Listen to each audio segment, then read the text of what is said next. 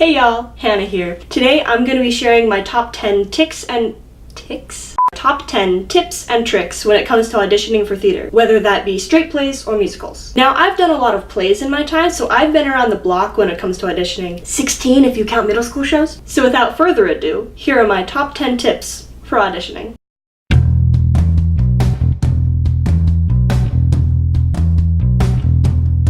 Number 1, don't bring your phone into your audition. Leave it in the waiting room, leave it with a friend, even leave it in your car. Don't bring it in with you. Even if you put it on silent, you really don't want to run the risk of it going off during your audition. Of course, if you need music, that's an entirely different story. Bring it in with you, hook it up, do what you need to do with it. But do what you can to avoid taking it into the room with you when you begin your audition. Number 2, don't dress like the character you're auditioning for. It's a bad idea. It's a very bad idea. And I know you're thinking, that's weird. Do people do that?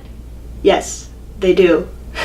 Don't be one of those people. One thing you can do, however, is offer very subtle hints as to who you're auditioning for. For example, if you're auditioning for Vanessa and In the Heights, you can wear a denim skirt and it's not going to hurt anybody. I would typically save something like that, though, for a callback if you get one. Number 3, don't wear distracting jewelry or patterns. Can you wear patterned clothing? Yes, of course. Can you wear jewelry? Absolutely. Just don't wear bracelets and earrings and necklaces that are so big they get in your way. Keep it pretty toned down and keep it neutral. Number 4, my hand is not straight. Number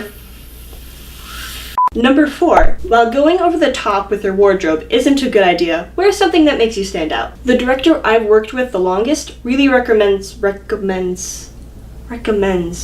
The director I've worked with the most suggests wearing yellow, because it's a color that stands out, it pops, but it's not overwhelming. And it's a color not everybody really wears. So it's very likely that those casting you will see you again and recognize you because you stood out. The same thing happened with a girl I worked with for a while. She always wore bright red lipstick. And that's not out of place, that's not absurd, but she was the only one who really did it. So when she came back after auditions, the choreographer saw her and her red lipstick and immediately knew who she was and what she'd done at auditions. It was her simple signature that made her stand out. Number 5, after finishing everything you have prepared, be sure to thank those directing. Hello? Put this on silent. Be sure to thank the director or the casting director, or whoever it may be, for their time and ask if there's anything else you can do for them.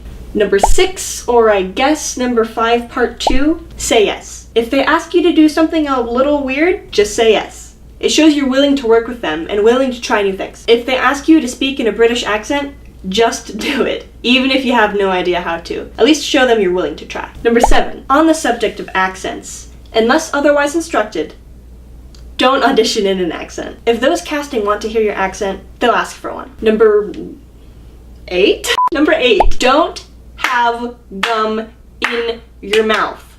Don't have gum in your mouth.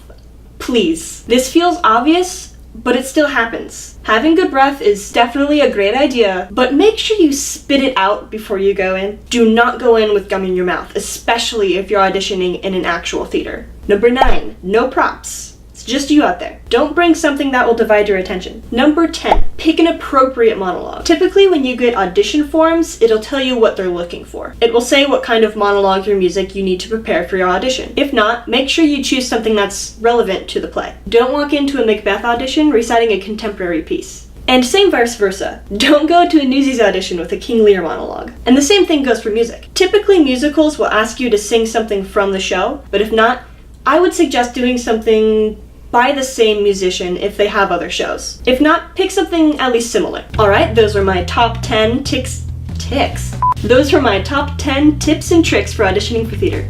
Let me know if any of these were helpful, and if you have any tips of your own, let us know in the comments below. And of course, don't forget to click that subscribe button. What side is it on? Is it down here? Pretty sure it's down here. No. I don't know. Don't forget to click that subscribe button to keep up to date on all my future videos. See you next time!